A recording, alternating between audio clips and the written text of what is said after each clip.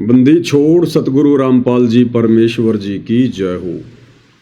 परम पिता परमात्मा सारी सृष्टि के सर्जनहार, कुल मालिक, असंख्य ब्रह्मांडों के स्वामी, जगत गुरु, तीनों लोकों में प्रवेश करके सबका धारण पोषण करने वाले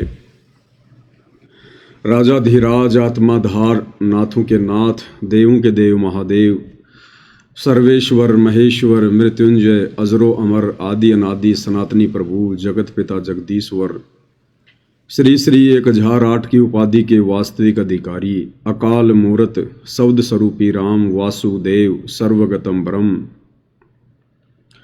परम पूज्य, प्रथम पूज्य, परम संत, परम पुरुष, परम धनी, परम दयालु, सत्य कबीर, हक्का कबीर, अल्लाहु कबीर, अल्लाहु अकबर, बाखबर, अल्लाह ताला, जगत के तारणहार, जगत के मुक्तिदाता, जगत के जगन्नाथ, हारे के सहारे, हिंदुओं के राम, मुसलमानों के अल्लाह, सिखों के वाहिगुरु, ईसाइयों के मसीह, दया के सागर दया निधि, करुणा के सागर करुणा निधि,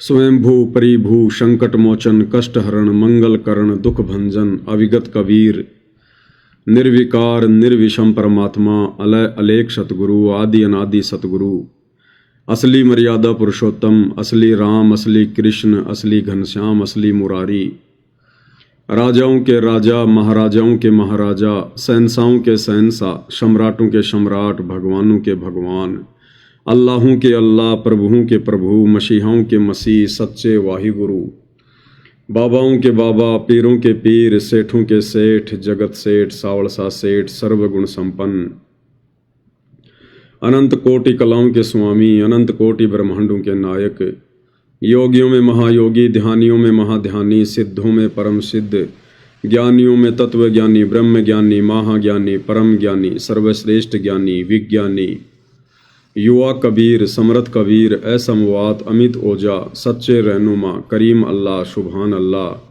दुनिया के अंतिम पैगंबर, 8 सितंबर 1951 से गांव धनाना, जिला सोनीपत, हरियाणा, भारतवर्ष की पावन भूमि पे प्रकट रियल कल की भगवान, श्री नारायण साकार हरि, श्री बाबा साहेब, नूर अनंत परमात्मा, सच्चे दरवेश, सच्चे बाखबर, संत श्रोमणी सतगुरु रामपाल जी परमेश्वर जी के चरण कमल में साध संगति से जुड़े हुए देश विदेश से आप और हम सभी सत्सेवक भाई बहनों का अनंत कोटि दंडवत प्रणाम।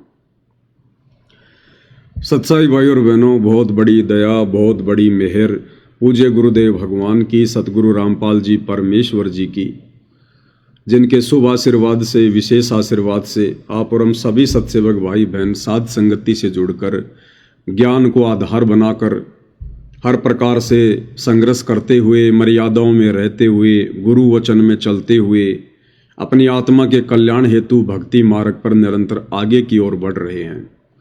भाई और बहनों, इस घोर कलयुग में, इस कलयुग की बिचली पीढ़ी में पूज्य परमेश्वर रामपाल जी के विशेष आशीर्वाद के बिना इस प्रकार मर्यादाओं में रहकर और इस सतभक्ति मार्ग पर सफलता प्राप्त करते हुए आगे बढ़ना, ये असंभव है भाई और बहनों, असंभव।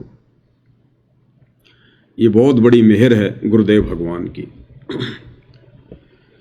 भाई और बहनों, जिस प्रकार से आए दिन कोई न कोई जयंती, कोई न कोई दिन भारतीय पंचांग में आता ही रहता है, जैसे कोई पर्यावरण दिवस है, कोई शहीद दिवस है, किसी की जयंती है, इसी प्रकार भाई और बहनों भारतीय कैलेंडर में, भारतीय पंचांग में अगर दोगला दिवस होता, दोगला दिवस के नाम से अगर कोई दिन निर्धारित होता कि भाई संसार में सबसे बड़ा दोगला कौन, संसार की सबसे बड़ी दोगली संस्था कौन, अगर ऐसा कोई दिन होता, वैश्विक दोगला दिवस, तो निसंदेह सतलोक आश्रम मैनेजमेंट हरियाणा इसमें प्रथम स्थान पर होता। प्रथम स्थान पर। दोगला मतलब जो दो तरफा बातें करता है, जिसका स्टैंड क्लियर नहीं होता है, जो झूठा, महाझूठा, कपटी, धोखेबाज, जिसकी एक बात नहीं होती, उसको कहते हैं दोगला। तो सतलोक आश्रम मैनेजमेंट हरियाणा, कौन सा सतलोक आश्रम मैनेजमेंट हरियाणा?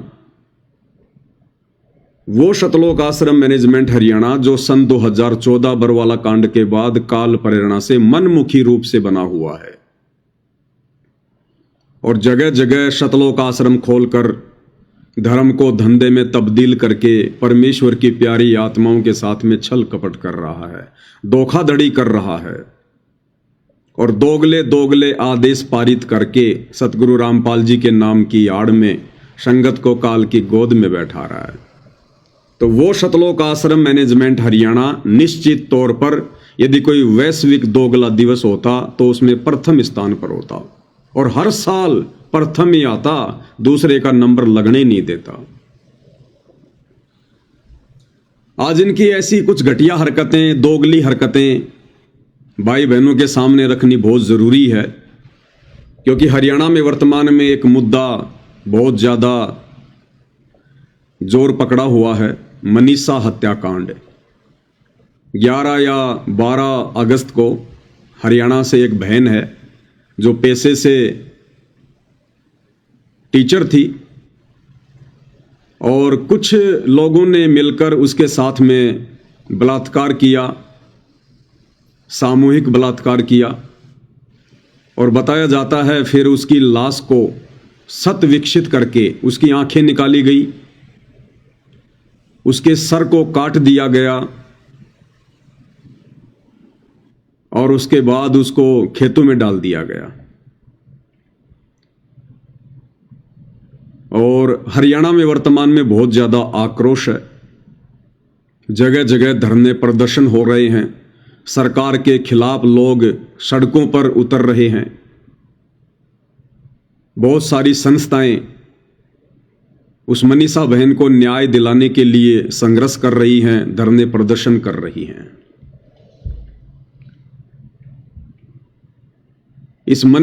इस मनीषा हत्याकांड को देखकर भाई और बहनों, दास को सतलोक आश्रम मैनेजमेंट हरियाणा के दोगलेपन की याद आ गई, दोगलेपन की याद। आप सभी भाई बहनों को ध्यान होगा 21 दिसंबर 2018 का वो दिन, जिस दिन इसी दोगले सतलोक आश्रम मैनेजमेंट हरियाणा ने एक सौगंध खाई थी, एक शपथ ली थी। 21 दिसंबर 2018 को राजस्थान के अजमेर में राजपूत करणी सेना की एक रैली थी और राजपूत करणी सेना धरना प्रदर्शन इसलिए कर रही थी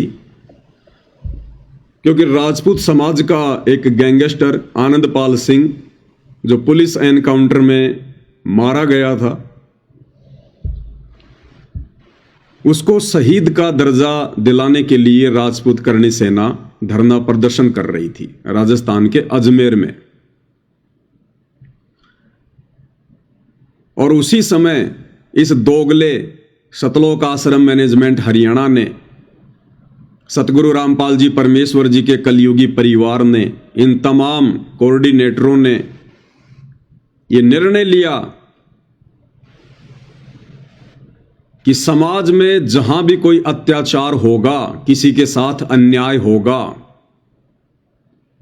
किसी भी संस्था के साथ या किसी भी कौम के साथ, किसी भी जाति के साथ,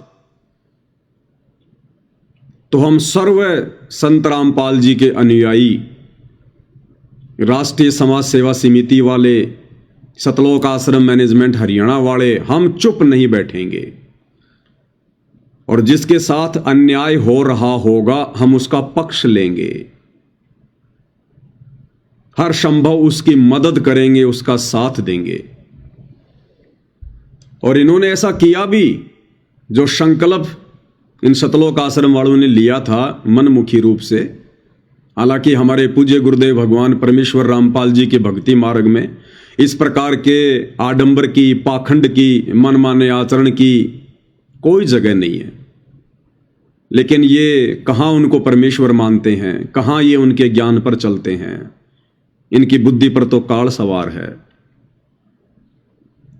तो इन्होंने एक ऐसा संकल्प लिया था और उस संकल्प के तहत भाई और बहनों, इन लोगों ने फिर राजपूत करणी सेना का दिल खोलकर समर्थन भी किया। और वो समर्थन लेटर दास आपको दिखाना चाहेगा, क्योंकि इनके हर प्रकार के मनमाने आचरण के सबूत दास के पास में उपलब्ध हैं।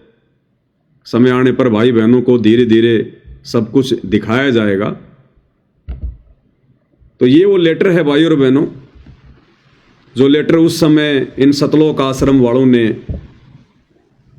राजपूत करणी सेना के समर्थन में मीडिया को दिया था। और इसमें क्या लिखा हुआ है? संत रामपाल दास महाराज जी के सर्व अनुयायी। अपने पूज्य परमेश्वर रामपाल जी के नाम के आगे दास लिख रहे हैं। ये दास सतलोक आश्रम मैनेजमेंट हरियाणा वाले आनंदपाल के फेक एनकाउंटर की सीबीआई जांच करवाने की राजपूत समाज की मांग का समर्थन करते हैं। यानी भक्ति मार्ग के हिसाब से देखें तो एक गुंडे की सीबीआई जांच का समर्थन सतलोक आश्रम मैनेजमेंट हरियाणा वाले कह रहे हैं कि हम करेंगे।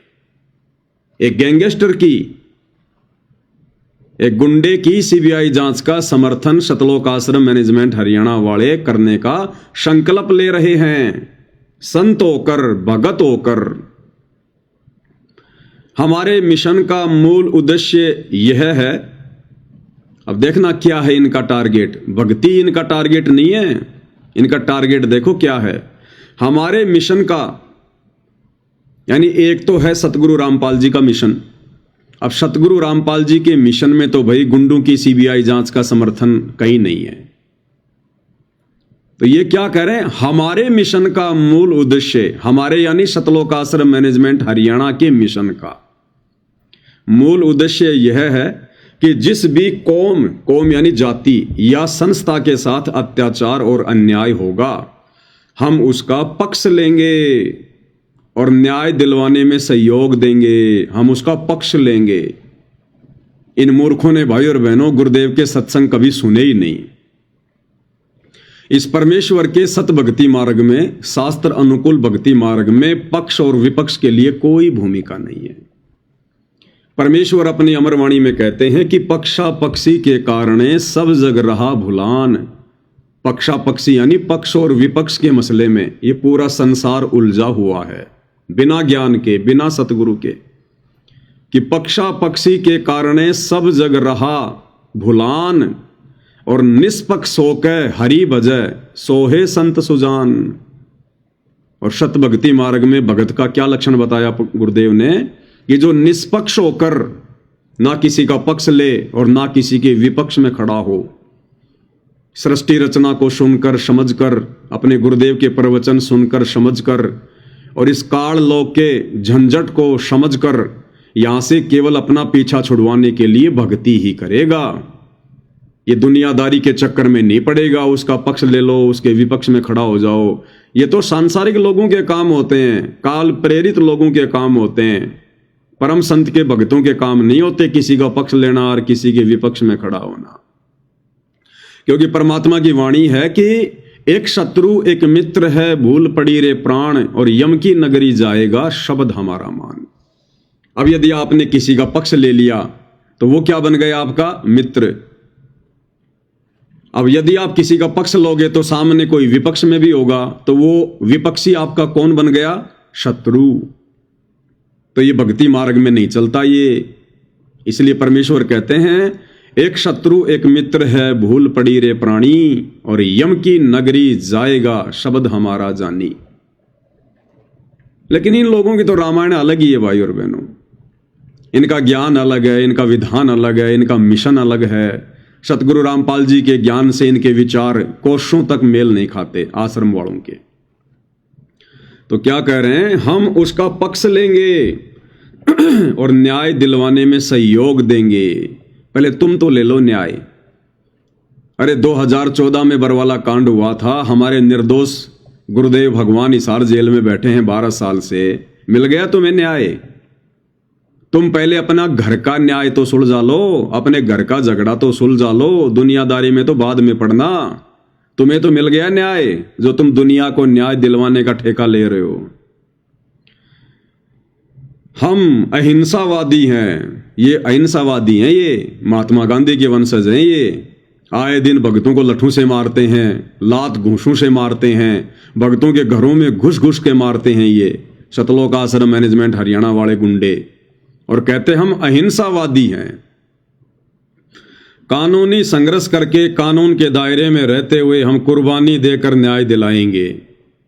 क्यों भाई, तुम्हारा गुरु समर्थ नहीं है क्या? तुम्हारा गुरु कोई काल प्रेरित है क्या? काल का भेजा हुआ संत है क्या, जो तुम लोगों ने कुर्बानी देनी पड़ेगी? या तुम ही ठेकेदार बन रहे हो? तुम्हारा गुरु कुछ नहीं करेगा, भक्ति से कुछ नहीं होगा, परमात्मा के विधान से कुछ नहीं होगा। कह रहे हम ही हर प्रकार से कानूनी दायरे में रहते हुए कुर्बानी देकर न्याय दिलवाएंगे। अगर तुमने अगर कुर्बानी देकर किसी को न्याय दिलवाना है तो फिर भक्ति क्या काम आई भाई? फिर क्यों तीनों समय की आरती कर रहे हो, क्यों मंत्र जाप कर रहे हो भाई? फिर ये भक्ति कौन से दिन काम आएगी अगर तुमने अपनी कुर्बानी देकर दुनिया को न्याय दिलाना है? और हम भक्तों ने दुनिया को न्याय दिलाने का कोई ठेका ले रखा है क्या? इस अन्यायी के लोक में न्याय कहां है? निरंजन धन तेरा दरबार, यहां तनिक ना न्याय विचार। अरे मूर्खो, कभी सत्संग सुन लिया करो, घंटा आधा घंटा बैठ के शांति से, या पूरा जीवन अपना इसी गंदी राजनीति में समाप्त करोगे? अगर गुरुदेव के सत्संगों पर जरा भी विचार करते तो तुम इस प्रकार का समर्थन कदाचित ना करते, शौपन में भी ना करते। और तुम्हारी ये भाषा ये मूर्खों की भाषा है, ये भक्तों की भाषा नहीं है।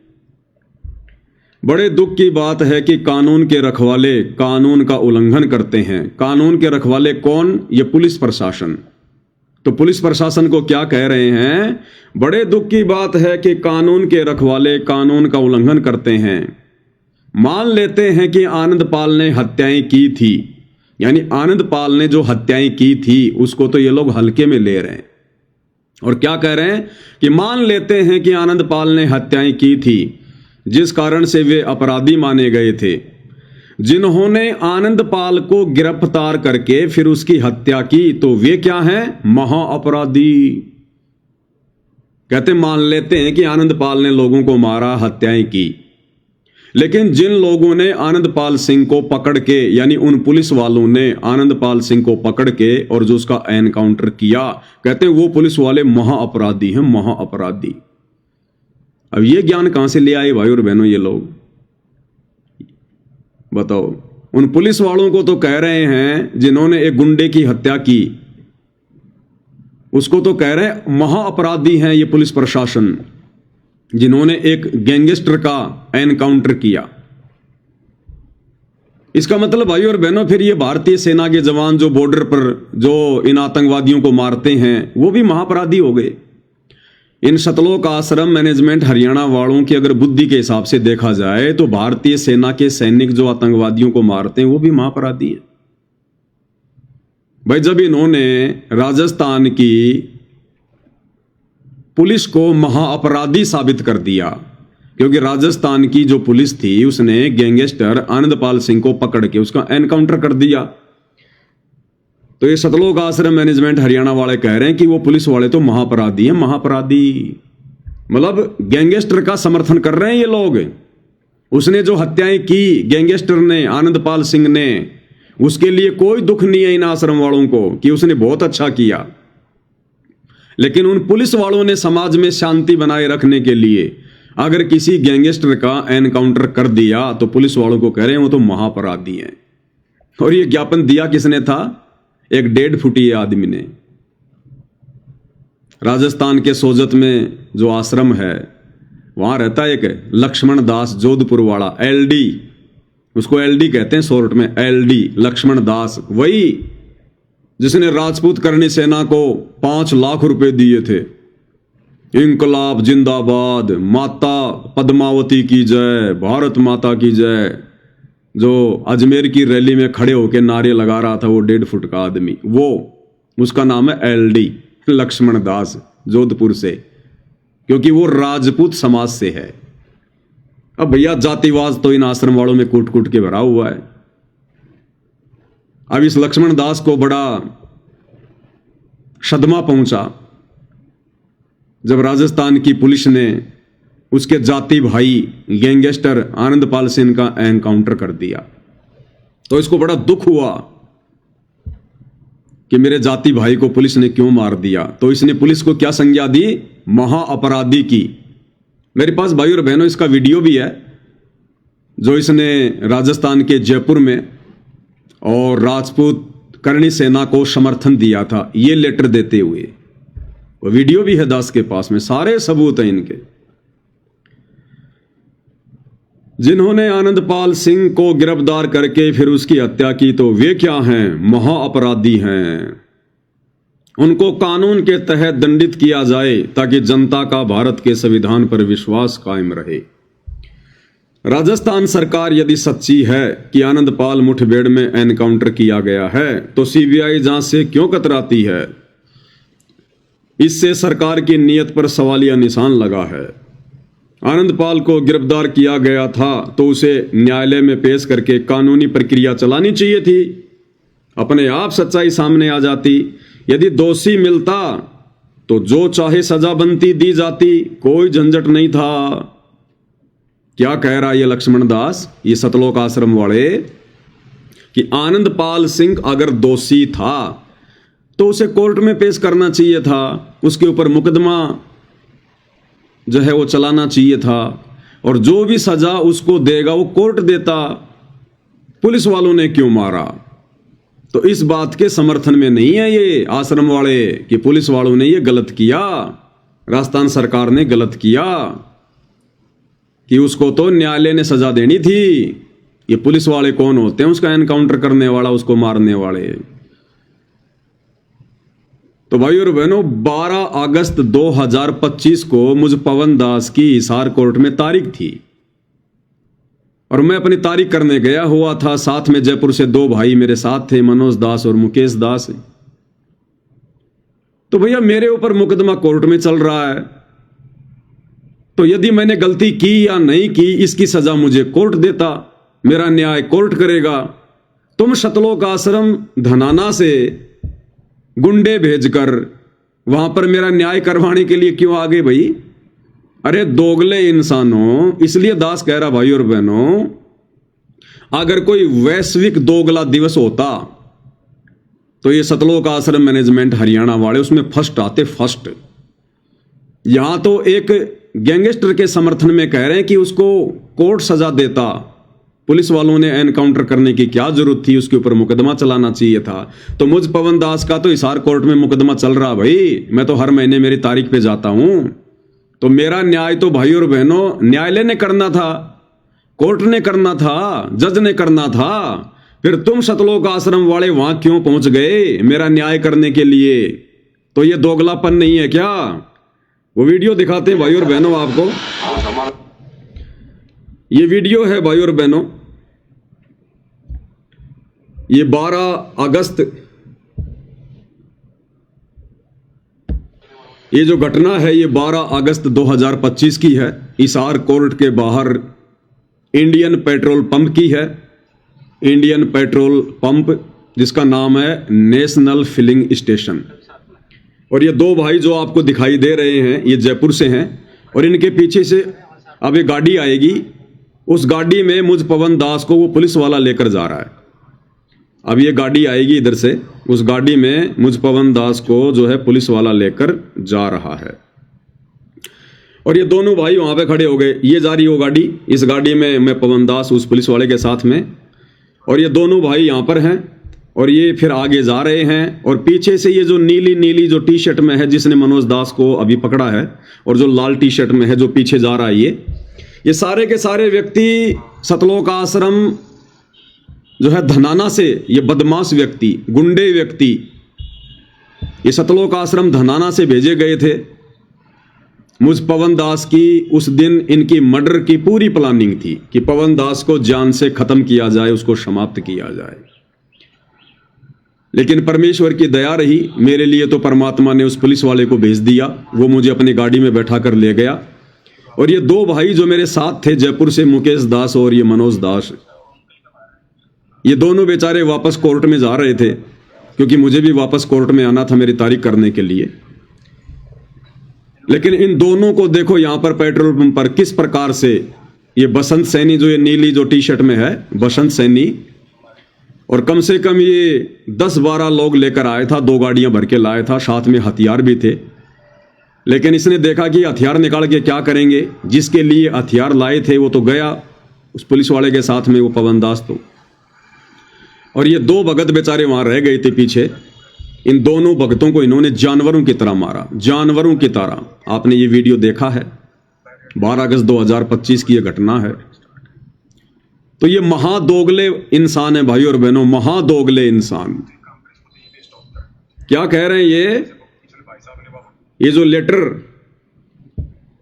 आनंदपाल सिंह की सीबीआई जांच के समर्थन में सतलोक आश्रम वालों ने सौंपा था जयपुर में, कह रहे हैं यदि वो आनंदपाल सिंह दोषी था, उसने हत्याएं की थी, तो उसका न्याय अदालत में होना चाहिए था। पुलिस वालों ने उसका एनकाउंटर क्यों किया? तो भैया मुझ पवन दास पर हिसार में जो मुकदमा चल रहा है, तो मेरा न्याय भी तो प्रशासन ने करना था। मेरा न्याय कोर्ट करेगा भाई, जज करेगा। तुम क्यों बीच में जज बन गए? तो तुम क्या हो फिर तुम क्या हो? महादोगले व्यक्ति, महाअपराधी व्यक्ति। तो क्या लिख रहे हैं? आनंदपाल को गिरफ्तार किया गया था तो उसे न्यायालय में पेश करके कानूनी प्रक्रिया चलानी चाहिए थी, अपने आप सच्चाई सामने आ जाती। यदि दोषी मिलता तो जो चाहे सजा बनती, दी जाती, कोई झंझट नहीं था। अब तो सीबीआई जांच सरकार को करवानी होगी ताकि दूध का दूध और पानी का पानी हो सके। जब तक सीबीआई जांच का आदेश सरकार नहीं करेगी तब तक हम राजपूत समाज के दुख में दुखी रहेंगे। अब वही बात है भाई और बहनों, परशुराम जी वाली। अब फिर से अगर मैं कोई शब्द कहूंगा तो फिर से ये नालायक इंसान मेरे पीछे पड़ जाएंगे। अब बताओ ये राजपूत समाज इनका क्या लगता था? क्या लगता है इनका? हमारा तो भगत समाज है भाई। अरे सतगुरु रामपाल जी परमेश्वर जी की शरण में आने के बाद हमारा समाज तो भगत समाज है, राजपूत हमारा समाज नहीं है। लेकिन क्या कह रहे हैं ये लोग? तब तक हम राजपूत समाज के दुख में दुखी रहेंगे, अपना हर संभव साथ कानून के दायरे के अंतर्गत रहकर आंदोलन करके देंगे। ये इनका लेटर है।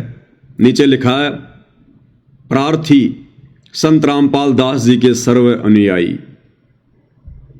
बकवाद करते हैं ये चंद लोग और सारी संगत को लपेटे में ले लेते हैं, सर्व अनुयायी, सर्व अनुयायी।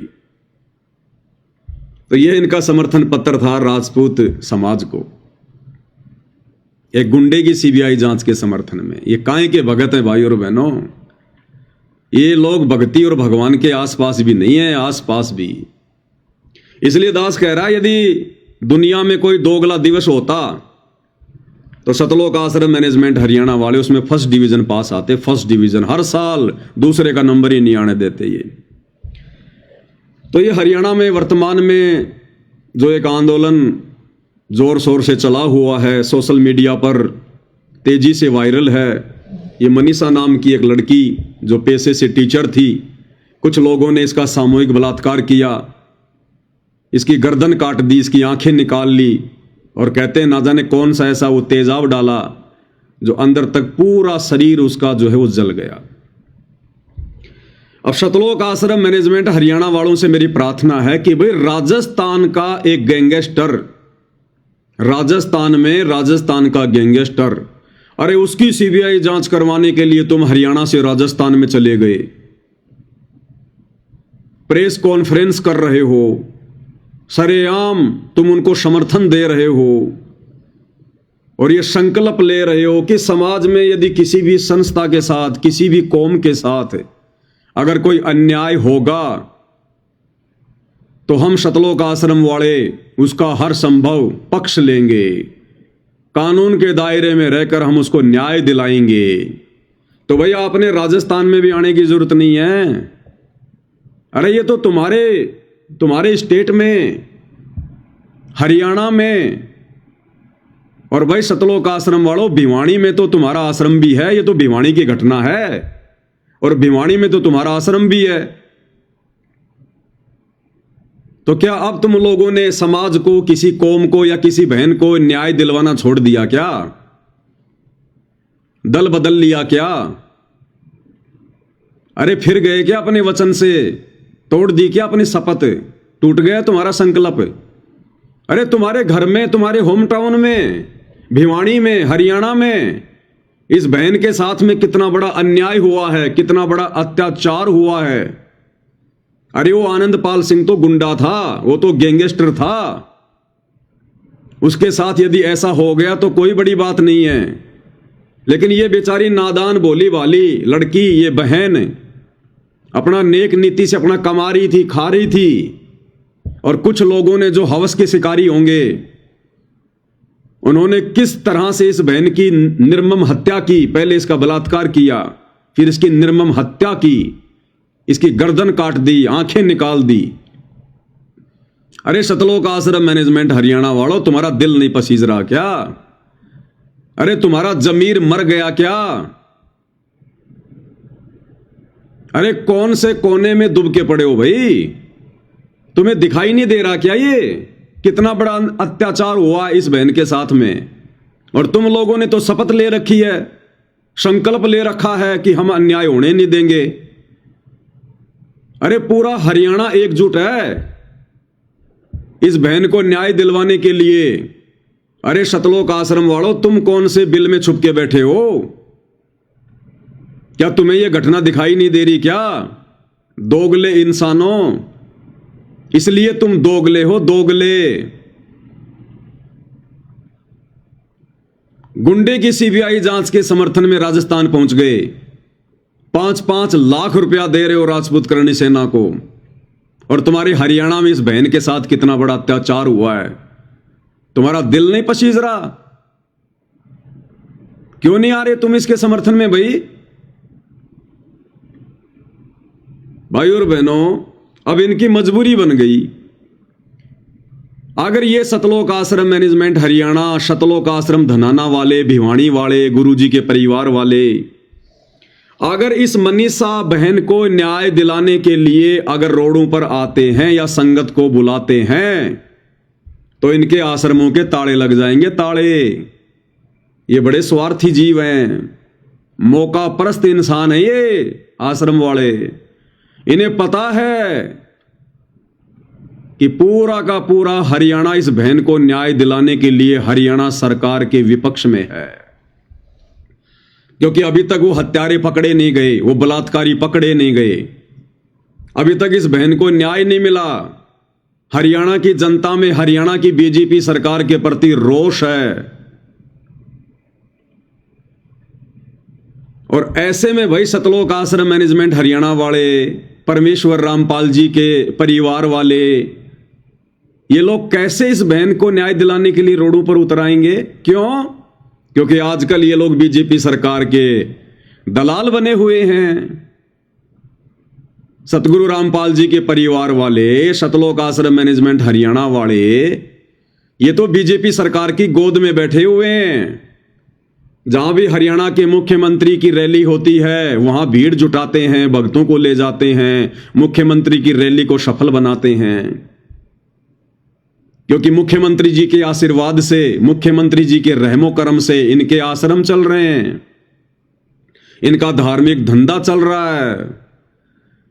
और ऐसे में यदि ये लोग इस बहन के समर्थन में आ गए तो सीधा सीधा हरियाणा सरकार के विपक्ष में माना जाएगा। और यदि हरियाणा सरकार को इस बात का पता चल गया कि बाबा रामपाल के परिवार वाले, सतलोक आश्रम मैनेजमेंट हरियाणा वाले ऐसे ऐसे रोडों पर उतर आए हैं, तो भाई इनके आश्रमों के ताले नहीं लग जाएंगे क्या? इनका धार्मिक धंधा चौपट नहीं हो जाएगा क्या? क्योंकि इनके आश्रम सतगुरु रामपाल जी के आशीर्वाद से नहीं बल्कि हरियाणा सरकार के आशीर्वाद से चल रहे हैं। इसलिए ये लोग अब अपने दोगलेपन पे आ गए, दोगलेपन पे। अब इनको दिखाई नहीं दे रहा कि समाज में कहां न्याय हो रहा है, कहां अन्याय हो रहा है। ये मौका परस्त इंसान है, मौका परस्त।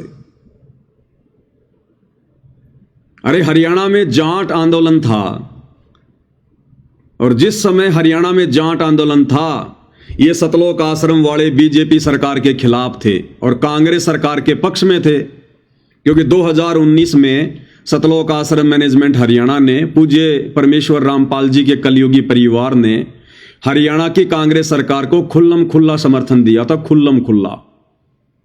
तो जाट आंदोलन के समय ये आश्रम वाले बीजेपी सरकार के विरोध में थे, इसलिए इन्होंने झट से बीजेपी सरकार के विरोध में हरियाणा के जाट आरक्षण को समर्थन दे दिया।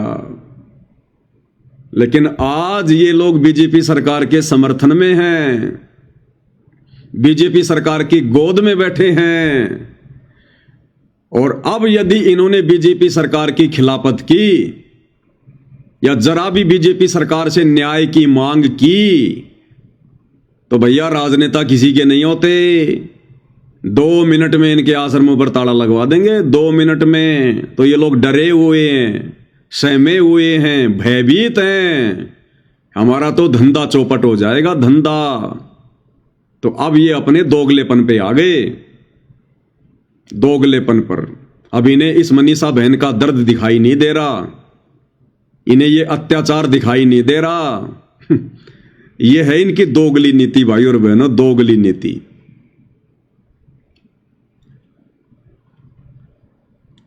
और आध्यात्मिक तौर पर भाई और बहनों, यदि हम चर्चा करें परमेश्वर जी के ज्ञान आधार से,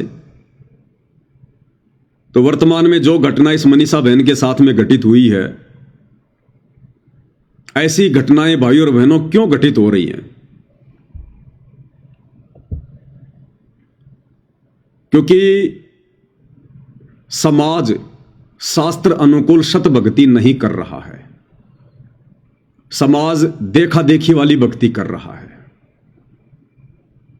समाज लोक वेद में फंसा हुआ है, जिस कारण से भक्ति से जो लाभ होना चाहिए, भक्ति करने से भगवान की तरफ से हमें जो सहायता मिलनी चाहिए, जो मदद मिलनी चाहिए, वो मदद आज समाज को नहीं मिल पा रही है। अरे आज भी समाज उसी विष्णु भगवान की भक्ति कर रहा है जिस विष्णु भगवान की भक्ति भगत प्रहलाद कर रहा था। तो भगत प्रहलाद की कैसे रक्षा होगी भाई? वर्तमान में विष्णु जी की अर्थात श्री कृष्ण जी की भक्ति करने वालों की मदद क्यों नहीं हो रही? क्योंकि वर्तमान में शास्त्र अनुकूल भक्ति कोई नहीं कर रहा। आज भी समाज उसी श्री कृष्ण जी के मंदिर में जाता है, उसी श्री कृष्ण जी की भक्ति करता है, जन्माष्टमी मनाता है।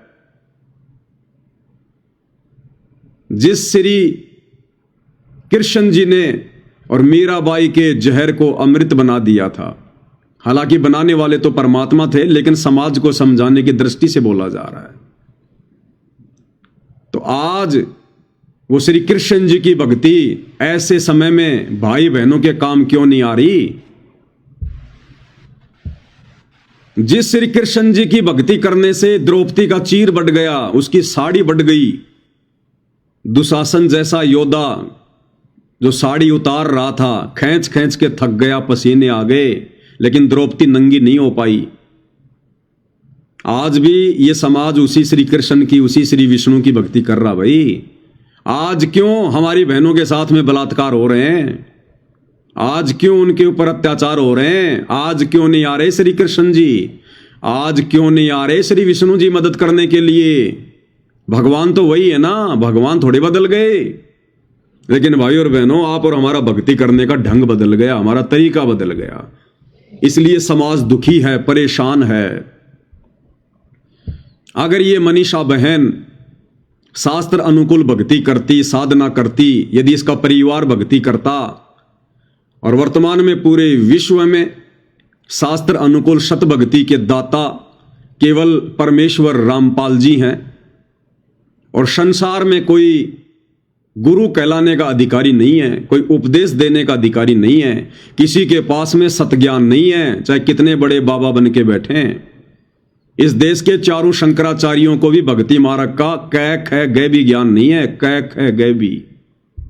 बाकी ये छोटे मोटे बाबा प्रेमानंद, धीरेन्द्र शास्त्री, अनुरुद्धाचार्य, रितेश्वर महाराज, ये मंडलेश्वर, इनकी तो फिर बिसात ही क्या है, औकात ही क्या है भाई और बहनों।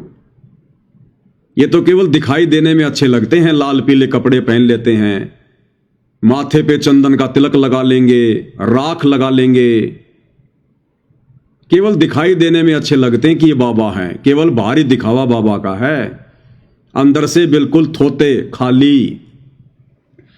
परमात्मा कहते हैं कंठी माला सुमरणी पहनने से क्या होए, ऊपर डूंडा साधु का, यानी ऊपर से तो साधु दिखाई देता है और अंदर राख्या खो। अंदर कुछ भी नहीं है भक्ति के नाम पर, भगवान के नाम पर, साधना के नाम पर, कोरा पाखंड आडंबर। इसलिए इस बहन की इज्जत रक्षा नहीं हो पाई। इस जैसी ना जाने कितनी बहनों की इज्जत रोजाना लुट रही है, कितने मासूमों पर रोजाना अत्याचार हो रहे हैं और सभी भक्ति कर रहे हैं। कोई ऐसा परिवार नहीं जो भक्ति नहीं करता। ये बहन मनीषा भी सारे त्योहार मनाती होगी, ये भी मंदिरों में जाती होगी, देवी देवताओं की पूजा करती होगी, व्रत उपासना करती होगी। अब क्यों काम नहीं आए वो भगवान, वो देवी देवता? अब हरियाणा के लोगों ने अगर धरना प्रदर्शन ही करना है तो भाई उस मंदिर में जाके करना चाहिए, उस मंदिर में जाके धरना देना चाहिए जिस मंदिर में ये बहन जाती थी पूजा पाठ करने के लिए, दान धर्म करने के लिए। उस मंदिर में जाके धरना देना चाहिए और सवाल जवाब करने चाहिए उन पुजारियों से कि भाई कहां चला गया था ये भगवान, जिस भगवान की पूजा करने के लिए, जिस भगवान के दरबार में ये बहन आया करती थी, चढ़ावा चढ़ाया करती थी। अरे क्यों जाते हैं मंदिर में, मस्जिद में, चर्च में, गुरुद्वारों में, क्यों भक्ति करते हैं? इसीलिए तो करते हैं ना कि भगवान आने वाले समय में हमारे परिवार पर, हमारे बच्चों पर कोई संकट आए तो आप उसको टाल दीजिएगा। हे परमेश्वर, हम आपके मंदिर में आ रहे हैं, हम आपको भोग लगा रहे हैं, हम यहां पर दान दक्षिणा कर रहे हैं, हम धर्म कर रहे हैं, ताकि हमारे ऊपर कोई संकट आए तो आप उसे पहले ही नष्ट कर दो। हमारी रक्षा करना प्रभु, संकट के समय हमारे बच्चों की रक्षा करना। इस मनीषा की मां भी जाती होगी मंदिर में, इसका पिता भी जाता होगा मंदिर में, भाई हिंदू परिवार से हैं तो धार्मिकता तो है ही। तीर्थ व्रत उपवास, मंदिर में जाना, ये तो सब करते होंगे। तो उस मंदिर में जाके धरना दो कि कहां मर गया भगवान, कहां चला गया था भगवान, नींद में सो रहा था क्या वो भगवान जिसकी ये पूजा किया करती थी? फिर कौन से दिन के लिए पूजा किया करती थी, या कौन से दिन के लिए भगवानों की पूजा करते हैं हम? कोई खेत में हल जुतवाने के लिए थोड़ा ना भगवानों की हम पूजा करते हैं। वो मंदिरों में जाके धरना दो ना भाई। लेकिन भाई चाहे मंदिर में जाके धरना दे लो और चाहे मस्जिद में जाके धरना दे लो, जब तक ये पूरा विश्व है, जब तक ये पूरा समाज शास्त्र अनुकूल सत भक्ति नहीं करेगा, सतगुरु रामपाल जी परमेश्वर जी को अपना सतगुरु धारण नहीं करेगा, क्योंकि उनके अलावा दूसरा कोई गुरु धरती पर है ही नहीं। बाकी तो गांव गांव में गुरु बन के बैठे हैं, अपने कर्म फोड़ रहे हैं, समाज को उल्टी दिशा दे रहे हैं, शास्त्रों के विरुद्ध साधना दे रहे हैं। भाई तब तक ये अत्याचार इसी प्रकार से होते रहेंगे, क्योंकि हम आत्माओं के जन्म जन्मांतरों के संस्कार एक दूसरे के साथ में उलझे हुए। आज तो हमें लग रहा है कि इस बहन के साथ में बहुत गलत हुआ, हमें दया आ रही है। अगर हम आध्यात्मिक दृष्टि से सोचेंगे, जो कि सत्य है, इस बहन ने ना जाने अपने पूर्व जन्मों में क्या क्या वो कर्म कर रखे हैं जो धर्मराज के दरबार में इसके अकाउंट में लिखे हुए हैं। तो भैया समय आने पर उन कर्मों का भोग तो इंसान को भोगना पड़ता है, चाहे लड़का हो चाहे लड़की हो। ये कर्म भोगने से तो हमारे भगवान भी नहीं बच पाए, फिर आप और हम कहां बचेंगे भाई?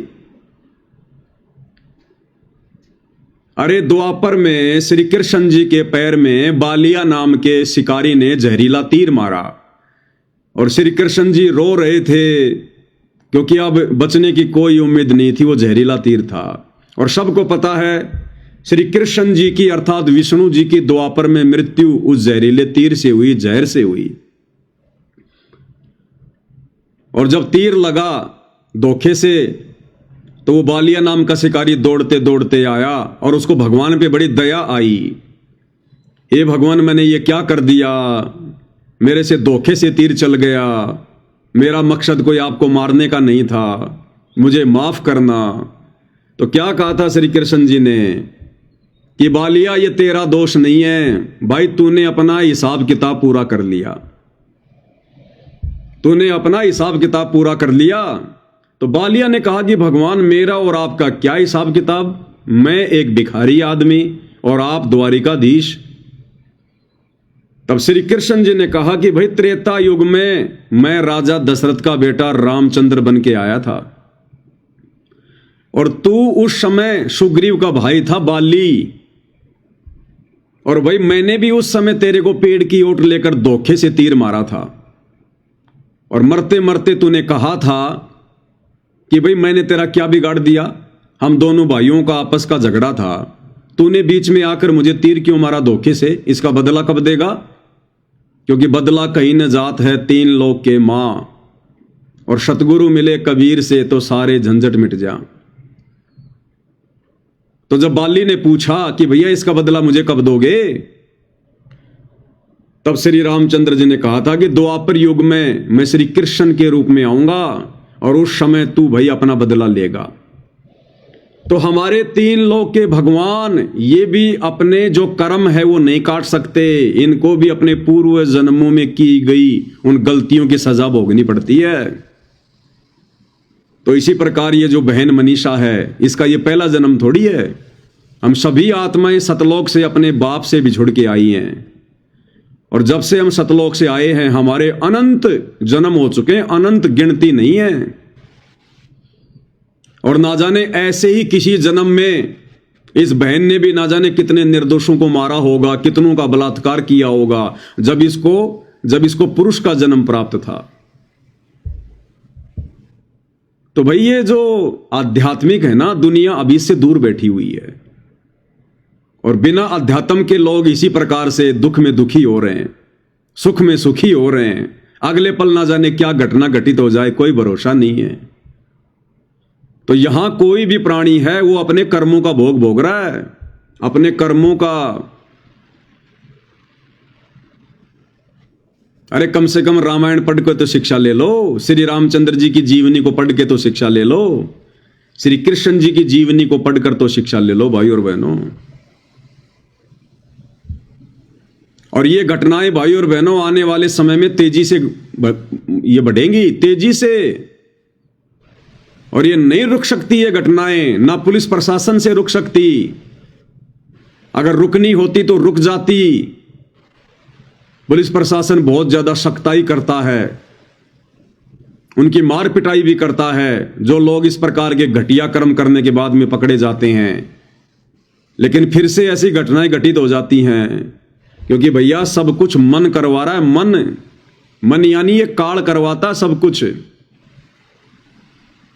ऐसे घटिया कार्यों को अंजाम देते समय ये मन नहीं डरता, ये जीव नहीं डरता, क्योंकि उस समय बुद्धि पर काल सवार होता है।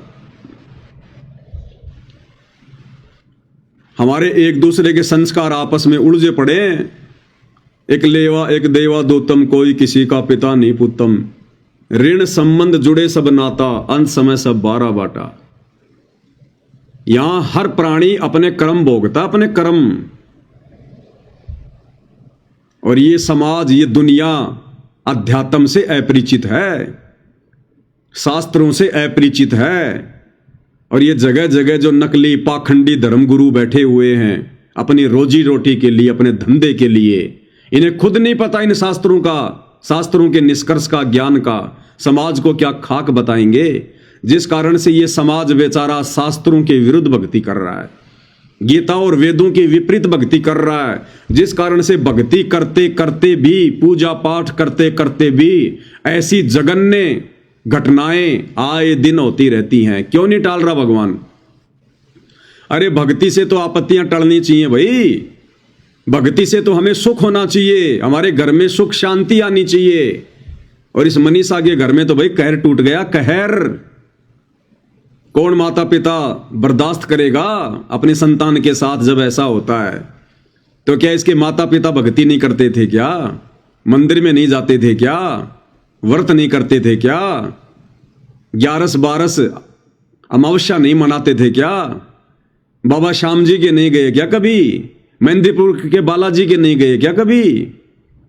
सारी पूजा पाठ करते हैं, उसके बावजूद भी उनमें से एक भी देवी देवता ने आकर इस परिवार की मदद नहीं की, इस परिवार की रक्षा नहीं की। अन्यथा भगवान तो आपत्तियां टालता है। अरे भगवान नाम है सुख का, जो सुख दे दुख ना दे उसको कहते भगवान, परमात्मा। लेकिन वर्तमान में समाज सतगुरु रामपाल जी परमेश्वर जी के सत्संग ना सुन पाने के कारण, उनके द्वारा समाज को दी जा रही शास्त्र अनुकूल साधना ना करने के कारण शास्त्र विरुद्ध साधना पर लगा हुआ है। जिस साधना को करने के लिए, जिन देवी देवताओं की पूजा करने के लिए, जिन मंदिर मस्जिद चर्च गुरुद्वारों में जाने के लिए हमारी गीता जी मना कर रही है, श्राद्ध निकालने के लिए गीता जी मना कर रही है, भूत प्रेतों की पूजा करने के लिए गीता जी मना कर रही है, तीर्थों पर जाने के लिए पूजा जी मना कर रही है गीता जी, कावड़ यात्रा के लिए गीता जी मना कर रही है, और समाज वही सब कुछ कर रहा है। तो भैया भगवान से मिलने वाली मदद नहीं मिलेगी। और ये युग परिवर्तन का समय भाई, युग परिवर्तन का 2028 निश्चित है। और युग परिवर्तन में ये घटनाएं आगामी दिनों में तेजी से घटेंगी, तेजी से। क्योंकि युग परिवर्तन का मतलब है अपने किए गए उन कर्मों का भोग प्रत्येक प्राणी ने भोगना पड़ेगा, जो अभी तक वो नहीं भोग पाए। तो ये घटनाएं तो भाई आने वाले दिनों में तेजी से घटेंगी। चाहे किसी के साथ बलात्कार हो, चाहे किसी का एक्सीडेंट हो, चाहे भूकंप में पूरा का पूरा परिवार नष्ट हो, चाहे बाढ़ में पूरा का पूरा परिवार बह जाए, चाहे युद्ध हो, गृह युद्ध हो, महायुद्ध हो, महामारियां हो, तो ये घटनाएं तो आने वाले समय में तेजी से घटेंगी, तेजी से।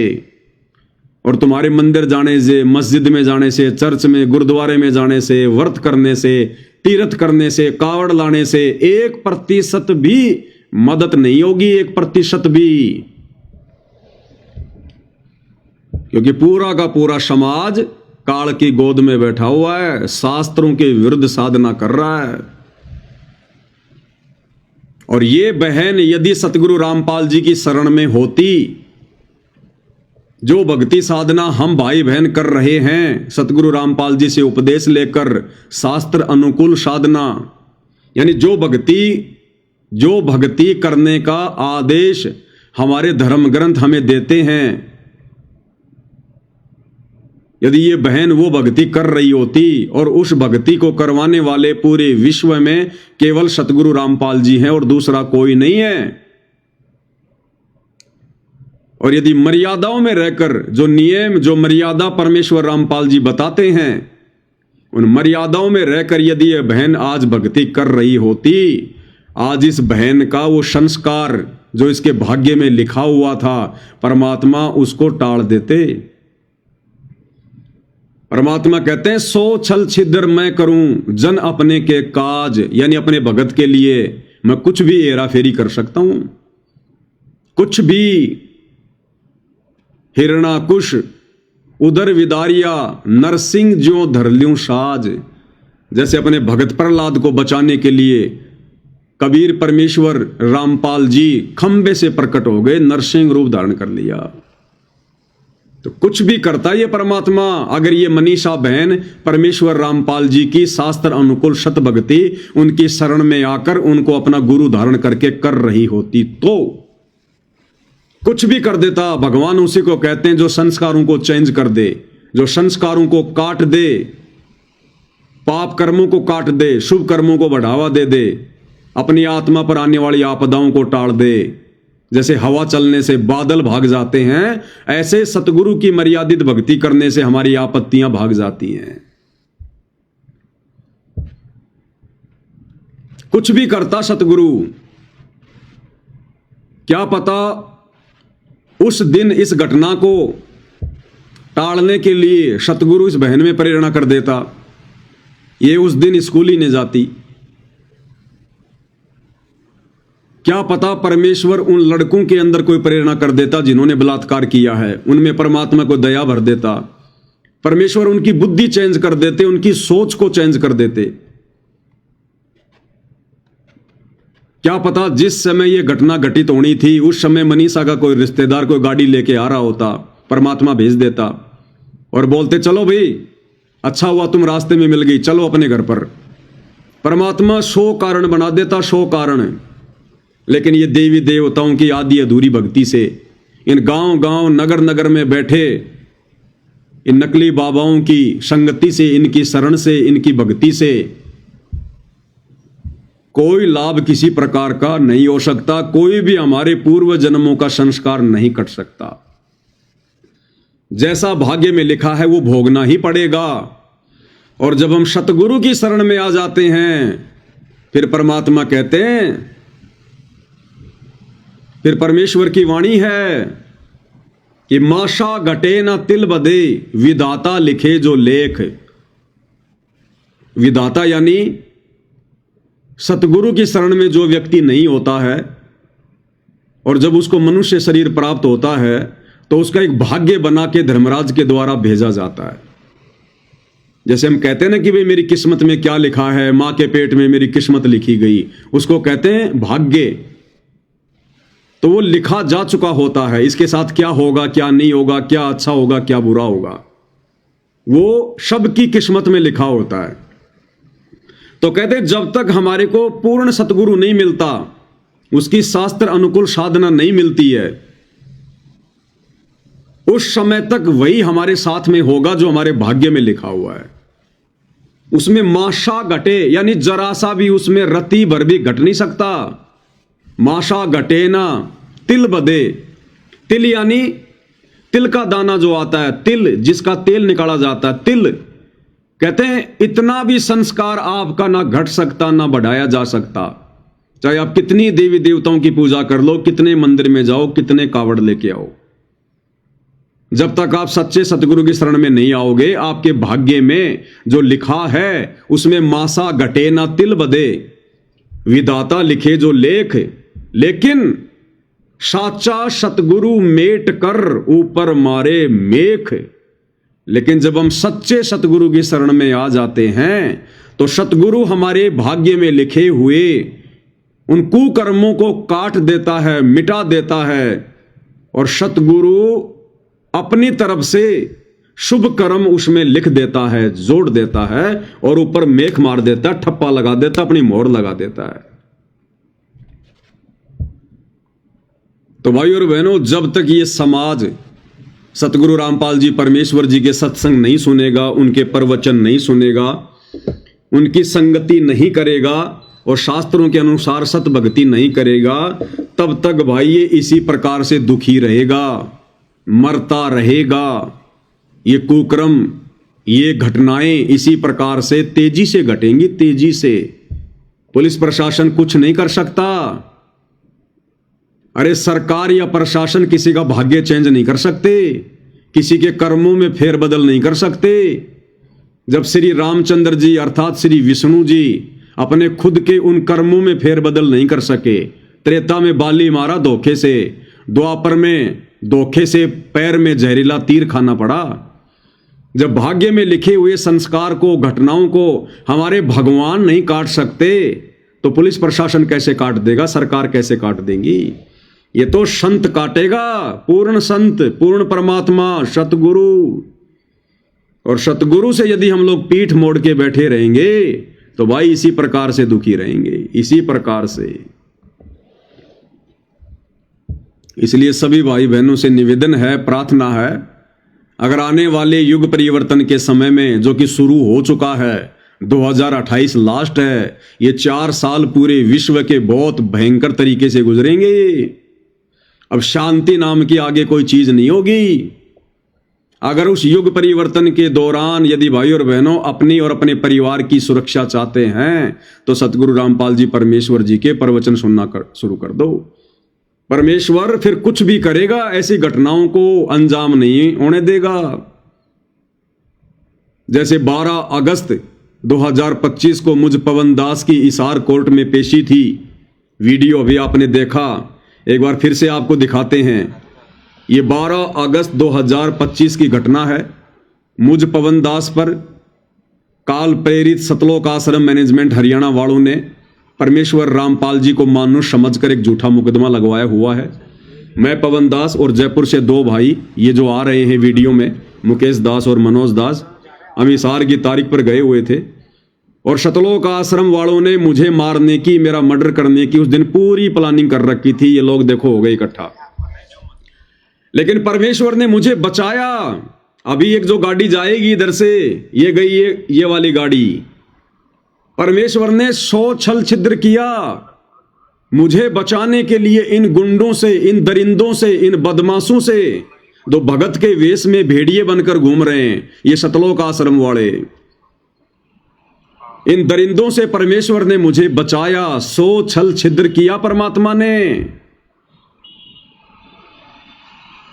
क्योंकि उनके आशीर्वाद से मैं उनकी मर्यादित भक्ति पर लगा हुआ हूं। मैं पवन दास अपने पूज्य गुरुदेव भगवान के प्रति पतिव्रता उस पद पर रहते हुए पूर्णतया समर्पित हूं।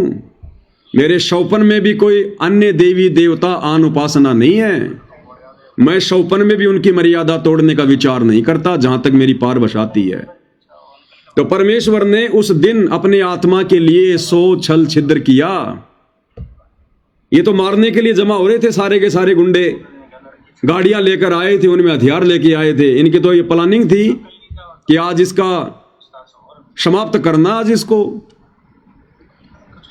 लेकिन उस अंतर्यामी, सर्वज्ञ, जानी जान परमेश्वर परम पूज्य सतगुरु रामपाल जी को इस बात का पता था। और परमेश्वर कहते हैं, जय हमरा भगत पछोड़ी होई तो हमरा नाम ना लेवे कोई। अगर मेरे भक्तों पर आपत्ति आ गई तो मेरा नाम कौन लेगा, फिर भक्ति कौन करेगा, कौन विश्वास करेगा फिर भगवान पर। तो उस दिन परमेश्वर ने 100 छल छिद्र किया अपनी आत्मा के लिए, इन दरिंदों से, इन बदमाशों से, सतलोक आश्रम मैनेजमेंट हरियाणा वालों से बचाने के लिए। परमेश्वर ने उस पुलिस वाले को भेज दिया और गाड़ी में बैठा के मुझे ले गया। ऐसे परमेश्वर ने दास की रक्षा की। और इन भाइयों का कोई कर्म था और भक्ति में कोई कमी थी, क्योंकि परमात्मा कोई मार पिटाई करके थोड़ी ना कोई ये कर्म कटवाते हैं। परमात्मा तो भक्ति देकर हमारे जो कर्म हैं उनको कटवाने के लिए आए हैं। लेकिन जब तक हमारी भक्ति उस लेवल की नहीं होती, हमारा विश्वास उस स्तर पर नहीं होता है, और यदि ऐसा कोई हमारे उस भाग्य में संस्कार है तो परमात्मा उसको हल्के में टाल देता है। तो इसी प्रकार ये जो 2 भाई मेरे साथ में गए थे, जिनकी वहां पर उन गुंडों ने, सतलोक आश्रम वालों ने मार पिटाई की उनके साथ में, परमेश्वर ने सूली की सजा कांटे में टाल दी। सूली की सजा कांटे में, अन्यथा वो तो जानवरों की तरह अंधे होके लात घूसे बरसा रहे थे, और ना जाने कहां क्या चोट लग जाए, उसी समय आदमी ढेर हो जाए। लेकिन परमेश्वर रामपाल जी ने इन आत्माओं की भी रक्षा की और एक संदेशा दे दिया इन आत्माओं को कि भैया चिंतन मनन करके जो भी कमी है तुम्हारी मर्यादाओं में या भक्ति में, भले तुम भक्ति को हल्के में ले रहे हो या मर्यादाओं को हल्के में ले रहे हो, या जितनी भक्ति सतगुरु चाहता है उतनी नहीं कर पा रहे हो, तो भाई अपनी उन कमियों पे विचार करो और भक्ति को बढ़ाओ, ताकि आने वाले समय में परमात्मा फूल जितनी चोट भी तुम्हारे ऊपर ना आने दे, फूल जितनी भी। क्योंकि समर्थ जो चाहे सो कर सकता है और धरती पर वर्तमान में प्रकट है, लेकिन कर्म उसी के काटेगा जो उसकी मर्यादाओं में रहकर भक्ति करेगा। तो इस मनीषा बहन की भी यदि ये सतगुरु रामपाल जी परमेश्वर जी की शरण में होती, भक्ति कर रही होती, मर्यादा में होती, तो परमेश्वर 100 छल छिद्र करता, इस बहन की जान बचाता। इसलिए भगवान की भक्ति की जाती है, इसलिए परमात्मा के लिए आत्मा युगों युगों से तड़प रही है। इसलिए हमारे साधु संत महात्मा त्रेता में, द्वापर में घर बार छोड़ के जंगलों में जाकर, गुफाओं में जाकर परमात्मा प्राप्ति के लिए अपना शरीर तक नष्ट कर दिया करते थे, क्योंकि उन्हें पता था कि भगवान एक ऐसी वस्तु है, परमात्मा एक ऐसी वस्तु है, अगर वो प्राप्त हो जाए तो फिर हमारे ऊपर दुख नहीं आएंगे, फिर परेशानियां नहीं आएंगी। लेकिन भाई और बहनों, वर्तमान में पूरा का पूरा विश्व काल प्रेरणा से, भक्ति और भगवान की परिभाषा से सैकड़ों कोस दूर बैठा है, और काल ने जगह जगह अपने साधु संत महात्मा आचार्य शंकराचार्य भेजकर आत्माओं को भक्ति और भगवान के नाम पर भ्रमित कर रखा है, उल्टी साधनाओं पर लगा रखा है, शास्त्र विरुद्ध साधनाओं पर लगा रखा है। इसलिए वर्तमान में समाज को विचार करना चाहिए, चिंतन मनन करना चाहिए। सोशल मीडिया का जमाना है, विज्ञान का जमाना है, टेक्नोलॉजी दी है भगवान ने, विचार करो भाई, ये बकवाद करने के लिए नहीं दी परमात्मा ने। सारा दिन मोबाइल में शॉर्ट वीडियो, रील वगैरह, अश्लील वीडियो, फोटो, दुनिया भर की फिल्में, गाने जो तुम सुनते रहते हो, इससे हमारे ये कर्म बिगड़ रहे हैं। हमारे कर्म नहीं बन रहे, हमारे कर्म बिगड़ रहे हैं। और जितने ज्यादा हमारे ये कर्म बिगड़ेंगे, उतनी ज्यादा घटनाएं आने वाले दिनों में हमारे साथ घटित होंगी। और ये बिगड़े हुए कर्म युगों युगों के या वर्तमान के, ये साधु संत महात्मा जो बैठे हैं लाल पीले कपड़े पहन के, मीठे मीठे प्रवचन देने वाले, इनके पास में वो साधना नहीं है, वो जड़ी बूटी नहीं है जो इन कर्मों को काट सके। इसलिए भाई, ये समय युग परिवर्तन का है, 2028 लास्ट है, और आने वाले 4 वर्षों में जो घटनाएं घटित होंगी देश दुनिया में, हम उनकी कल्पना भी नहीं कर सकते। कल्पना भी।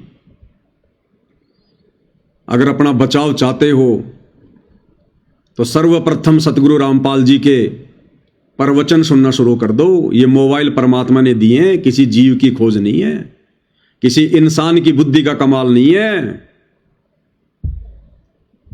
इंसान को आज से 20 साल पहले ढंग के जूते बनाने नहीं आते थे, ढंग के जूते भी पैरों में पहनने के लिए, कपड़े भी ढंग के बनाने नहीं आते थे, एक दाढ़ी करने की एक ब्लेड तक नहीं बना पाया इंसान आज तक।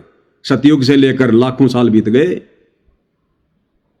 पशुओं का चारा काटने की मशीन तक नहीं बना पाया इंसान। त्रेता युग में रामचंद्र जी थे, द्वापर में श्री कृष्ण थे, वो तो भगवान थे।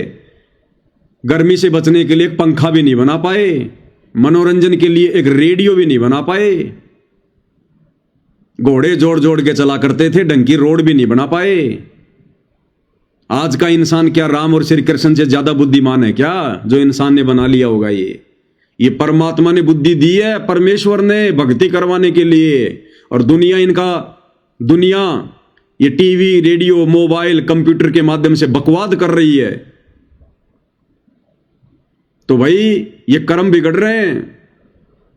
ये विज्ञान, ये साइंस, ये उपकरण, मोबाइल, इंटरनेट, परमात्मा ने हमें जिस सदुपयोग के लिए, सत्संग सुनने के लिए, भक्ति करने के लिए दिए हैं, अगर हमने ये काम करना शुरू नहीं किया तो भाई तेजी से कर्म बिगड़ेंगे।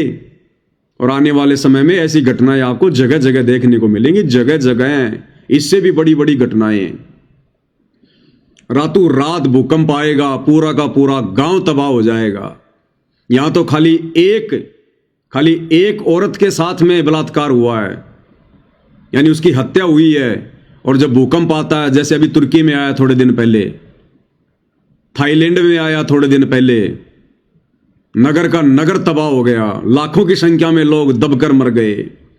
तो ऐसी घटना आने वाले समय में भाई तेजी से घटेंगी, तेजी से। और धरती पर दूसरा कोई बचाव का तरीका नहीं है, चाहे हिंदू हो, मुसलमान हो, सिख हो, ईसाई हो।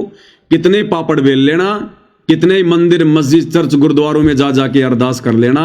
जब कोरोना में तुम्हारे भगवान, देवी देवता, तुम्हारे वाहे गुरु, तुम्हारे मसीहा, तुम्हारे अल्लाह मोल्ला तुम्हारी मदद करने नहीं आए और तुमने ही उस परिस्थिति का सामना करना पड़ा, जो मरे वो मरे, कोई भगवान नहीं बचाने आया।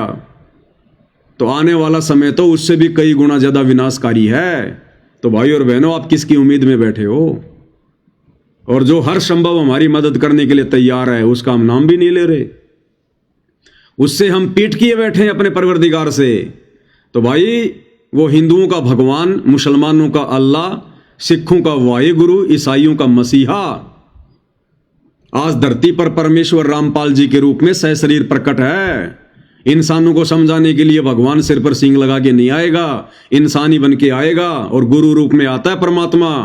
गुरु यानी ज्ञान देगा, पहले ज्ञान देगा, जानकारी करवाएगा, और उसके बाद फिर हमने उनके शरण में आना पड़ता है। जैसे रामचंद्र जी ने वशिष्ठ को गुरु बनाया, श्री कृष्ण जी ने दुर्वासा को गुरु बनाया। अरे 33 करोड़ देवी देवताओं का गुरु भी कौन है? बृहस्पति। अरे राक्षस भी बिना गुरु की भक्ति नहीं करते, राक्षसों का भी गुरु है शुक्राचार्य। और आप और हम दो चार ये पुस्तकें पढ़ के छोटी मोटी कोई नौकरी लग गया, खुद को गुरु समझने लग गया, खुद ही भगवान बन बैठा, 2 टाइम की रोटी टाइम पे मिलने लग गई, खुद ही हम भगवान बन गए, भगवान की जरूरत ही नहीं रही। और जब ऐसी घटनाएं घटित होती हैं, उस समय कहां जाती है तुम्हारी शिक्षा? उस समय कहां जाता है तुम्हारा दिमाग?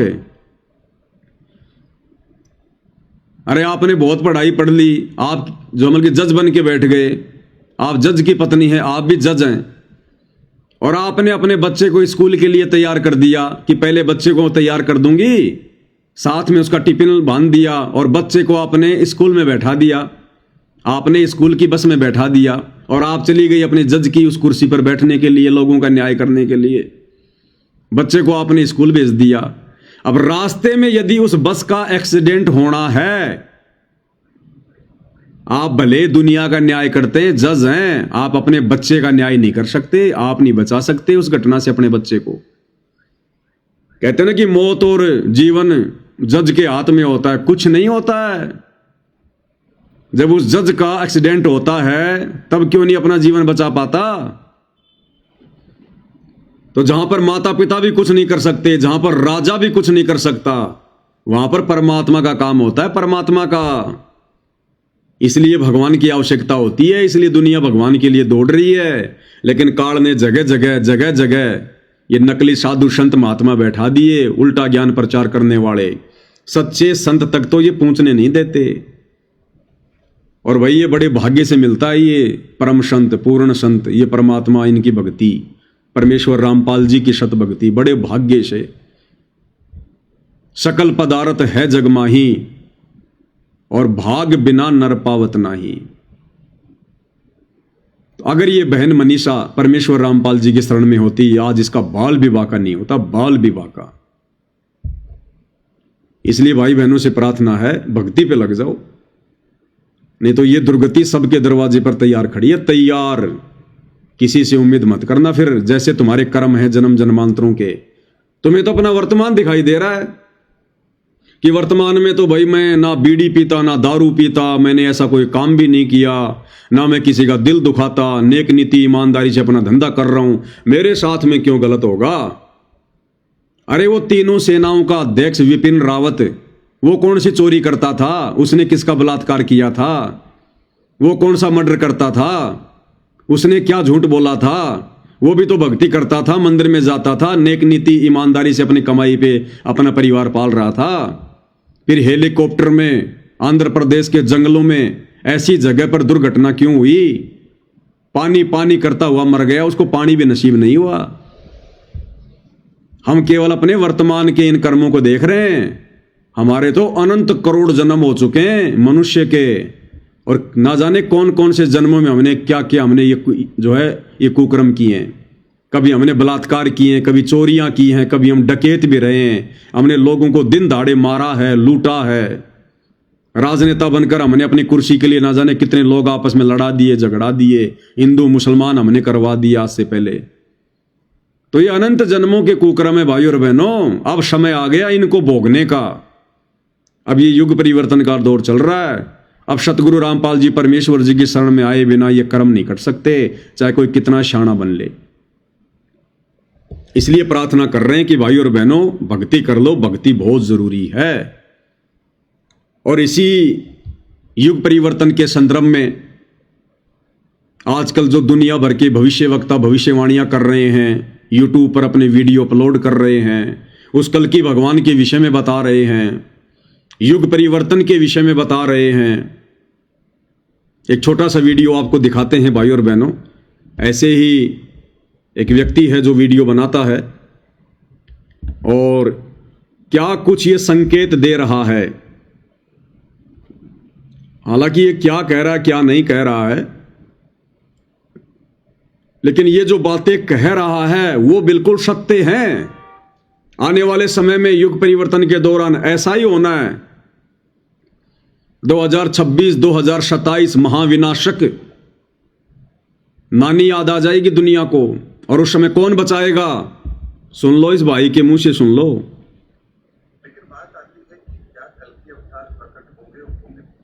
क्योंकि पूरी दुनिया उस कल की भगवान के पीछे भाग रही है ना। कल की भगवान, कल की भगवान। उस कल की भगवान के अलावा दुनिया को कोई बचा नहीं सकता है। तो भाई ये भविष्यवक्ता क्या जानकारियां दे रहे हैं, क्या बता रहे हैं, हम लोगों ने विचार करना चाहिए। वो कल की भगवान जिसके विषय में ये भविष्यवक्ता बता रहे हैं, वो कल की भगवान और कोई नहीं, स्वयं परमेश्वर रामपाल जी हैं। बहुत सारे भाई बहन कह देते हैं कि ये पवनदास अपने गुरु जी को विष्णु जी का 10वां अवतार बता रहा है, कल की बता रहा है। अरे वो कल की नहीं है, असल में उसका नाम है नीकलंक। नीकलंक जो राजा हरिश्चंद्र जी की आत्मा होगी, उड़ीसा के संबल नगरी में आएगा। वो तो बहुत लास्ट में आएगा। कलयुग 4,32,000 वर्ष का है। 4,32,000 वर्ष का। अभी तो खाली 5,500 वर्ष बीते। वो तो 2-3 लाख वर्ष बाद आएगा। अभी वो राजा हरिश्चंद्र की आत्मा पूज्य गुरुदेव जी ने बताई, वो स्वर्ग में बैठा है, अभी तो आनंद ले रहा है। वो तो लाखों साल बाद आएगा निकलंक रूप में, विष्णु का 10वां अवतार बनकर। अभी तो कलयुग ढंग से शुरू भी नहीं हुआ है। तो वर्तमान में जिस कल्कि की चर्चा हो रही है, तो दुनिया वाले पागल हैं क्या जो विष्णु के उस कल्कि अवतार की बातें कर रहे हैं? क्या उनको नहीं पता? लेकिन वर्तमान में जो कल्कि आएगा वो है इस कलयुग का भगवान, वो परम शक्ति, वो है परमेश्वर रामपाल जी, जो आ चुके हैं, प्रकट हो चुके हैं 8 सितंबर 1951 के दिन संकट मोचन बनकर। ये देवी देवता संकट मोचन नहीं है, हनुमान जी संकट मोचन नहीं है। असली संकट मोचन, संकटों का नाश करने वाला, विनाश करने वाला वो कबीर परमात्मा है, जो वर्तमान में सतगुरु रामपाल जी के रूप में धरती पर प्रकट हैं। इनकी शरण में आने से हमारे संकटों का मोचन होगा। तो ये है वो रियल कल्कि, यानी इस कलयुग में अवतार, इस कलयुग का भगवान, ना कि विष्णु का अवतार। वो तो लास्ट में आएगा। तो क्या कुछ कह रहा है ये भाई, विचार कर लेना। 2 मिनट का वीडियो है और सब कुछ ऐसे घटित होना है, सब कुछ ऐसे ही घटित होना है जैसे ये भाई बता रहा है। और बचाव का तरीका केवल सतगुरु रामपाल जी हैं, उनकी भक्ति, उनकी शरण है, दूसरा धरती पर नहीं है। तो कब होंगे, हमारे सामने कब आएंगे? तो ग्रहों की स्थिति के आधार पर मैं आपको एक बात जरूर बता देता हूं कि 2027 तक या 2027 के बाद में, अगर हम ब्रॉड वे में सोचे तो 2027 के बाद की ही बात लेते हैं कि 2027 के बाद में इस दुनिया को इस बात का पता तो चल चुका होगा कि आखिर वो अवतारी पुरुष है कौन। क्योंकि 2027 तक इस संसार को इस महाविनाश से जो नुकसान होना होगा वो हो चुका होगा।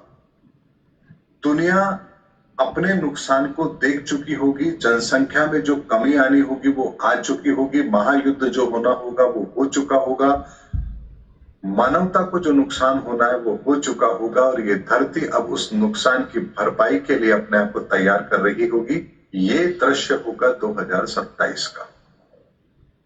और उस समय पर जो भी इस दुनिया को राह दिखाएगा, मेरे ज्योतिषीय आकलन से और शास्त्र ग्रंथों में वर्णित उन रहस्यों को यदि हम समझना चाहें तो 2027 के बाद में जो इस दुनिया को राह दिखाएगा वही कल्कि अवतार है।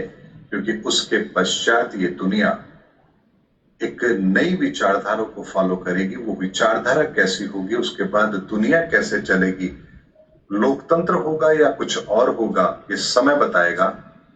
लेकिन 2027 तक ये दुनिया अपनी त्रासदी को देख चुकी होगी और कल के अवतार के संदर्भ में जो भ्रम है वो भी दुनिया के दूर हो चुके होंगे। और 2027 के बाद दुनिया ये समझ चुकी होगी कि वर्तमान में कल के अवतार कौन है और उन्होंने इस संसार को आगे बढ़ाने के लिए, मानवता की रक्षा के लिए जो करना है वो क्या करने वाले हैं, किस तरह से करने वाले हैं, ताकि संसार का आने वाला समय सही रहे, मानवता सुरक्षित रहे और ये दुनिया प्रगति के रास्ते पर चलती रहे। ये सब कुछ होगा लेकिन 2027 के बाद होगा। इसीलिए कल के अवतार के संदर्भ में जो लोगों के भ्रम है, मैंने उस भ्रम को दूर करने की कोशिश की है, क्योंकि शास्त्रों में कहीं भी कोई बात लिखी गई है तो उसके पीछे एक बहुत बड़ा गूढ़ रहस्य होता है। और यदि हम शब्द का अर्थ निकालेंगे तो कई बार अर्थ का अनर्थ होता है, लेकिन शब्द के मर्म को अगर समझेंगे तो उसके सही रहस्य तक हम जरूर पहुंच पाएंगे।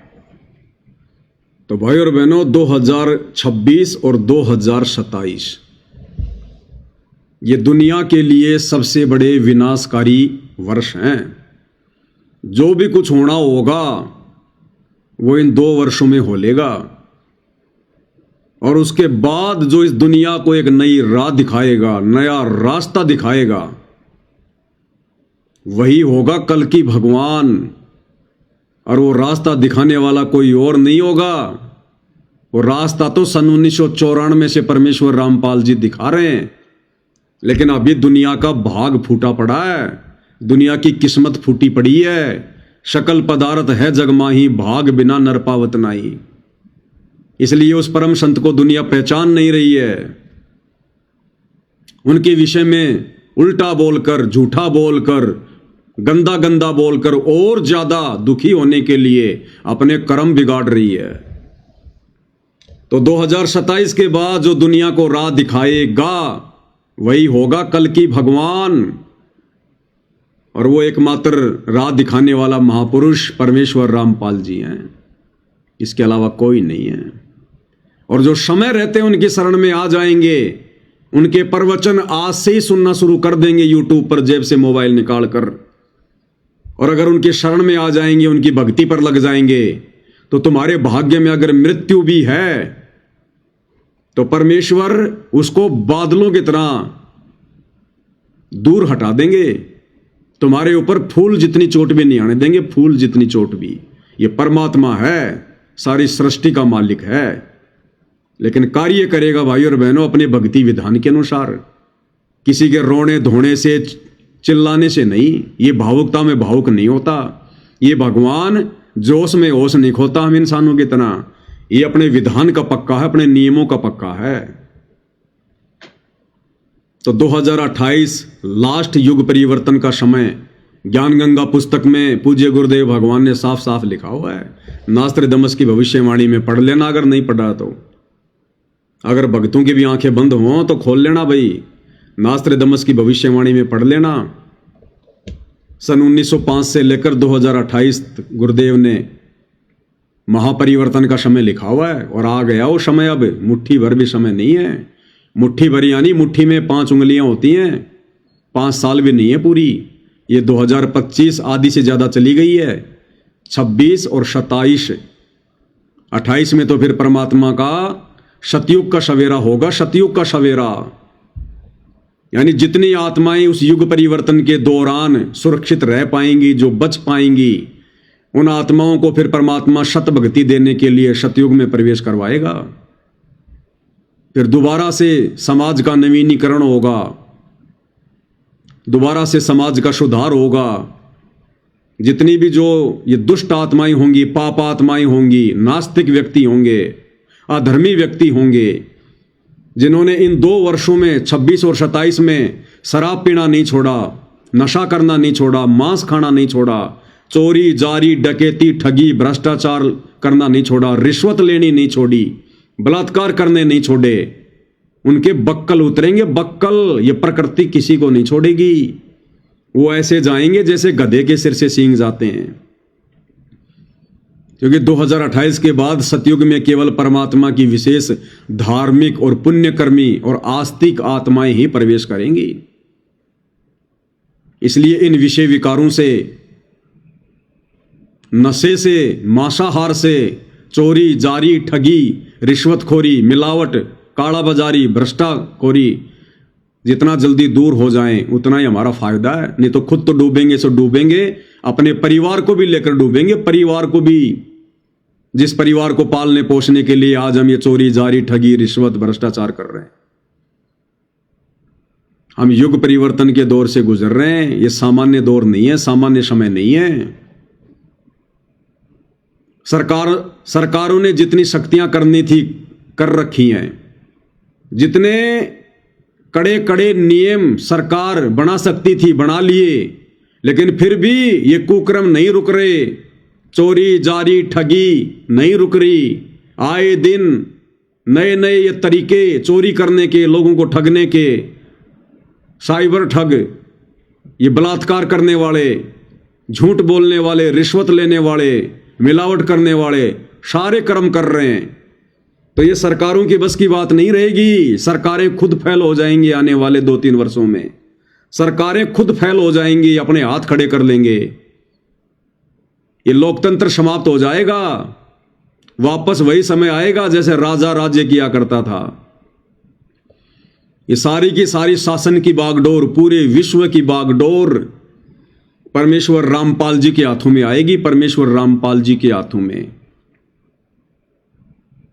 अगर राजनेताओं ने समाज का सुधार करना होता, यदि राजनीति से सुधार होना होता, तो आज ऐसी स्थितियां नहीं होती, समाज इतना नहीं बिगड़ता। हिंदुस्तान से ज्यादा साधु संत महात्मा दुनिया में कहीं नहीं है। अगर इन साधु संत महात्माओं के, इनके प्रवचनों से, इनके द्वारा ये बताई जा रही साधना, ये मंत्रों से अगर लोगों का भला होना होता, समाज ने सुधरना होता, तो सुधर लेता। आज हमारे भारत देश में चेले कम और बाबा ज्यादा है, लेकिन फिर भी कोई असर नहीं। तो अब आगे जो भी कुछ होगा, जो भी कुछ करेंगे, ये कल की भगवान परमेश्वर रामपाल जी करेंगे।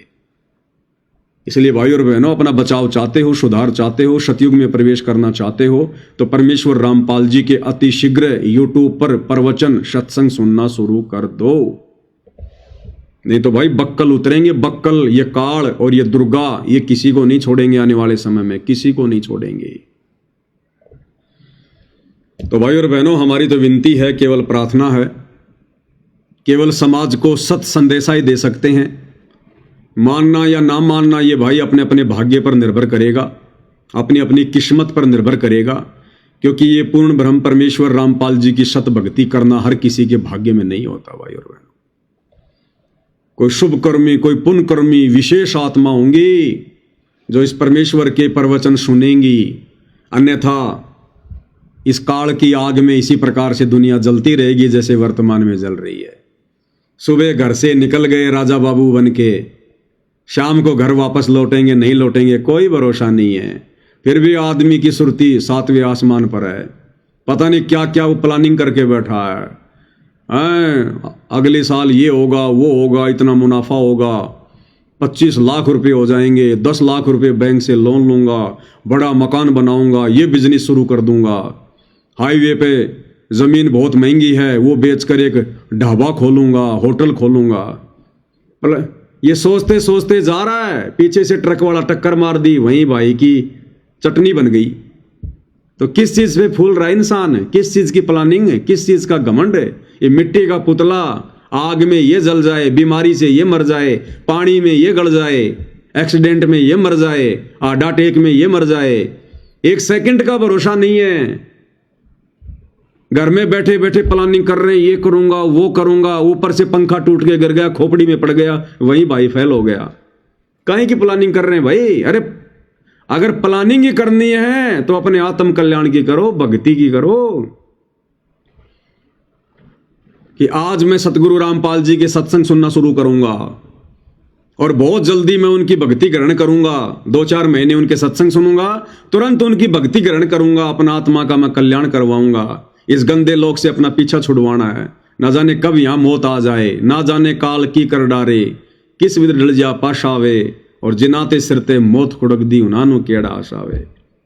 1 सेकंड का भरोसा नहीं यहाँ पर, और 50 साल आगे की हम ठेकेदारी ले रहे हैं बिना ज्ञान के, संतों के अभाव में, शास्त्र अनुकूल साधना के अभाव में, भक्ति के अभाव में। तो भाई ये पूर्ण भक्ति, शास्त्र अनुकूल सत भक्ति लेकर स्वयं परमेश्वर कबीर जी सतलोक से चलकर 8 सितंबर 1951 को परमेश्वर रामपाल जी के रूप में धरती पर प्रकट हैं।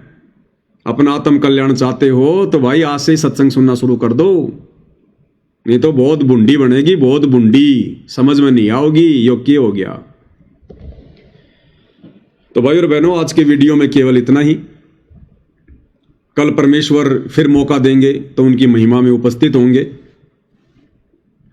तो आज की वीडियो में पूज्य गुरुदेव भगवान के आशीर्वाद से केवल इतना ही। गुरुदेव हमें आशीर्वाद दें, सद्बुद्धि दें, हमारा मार्गदर्शन करें, सत भक्ति मार्ग से हमें भटकने से परमेश्वर बचाएं, भक्ति में हमारी श्रद्धा बने, हमारी दृढ़ता और विश्वास बने। गुरुदेव अपना आशीर्वाद पल पल हम सभी सत्सेवक भाई बहनों पर बनाए रखें। एकमात्र हमारी यही उम्मीद, हमारी यही इच्छा उनसे है। बंदी छोड़ सतगुरु रामपाल जी भगवान की जय हो।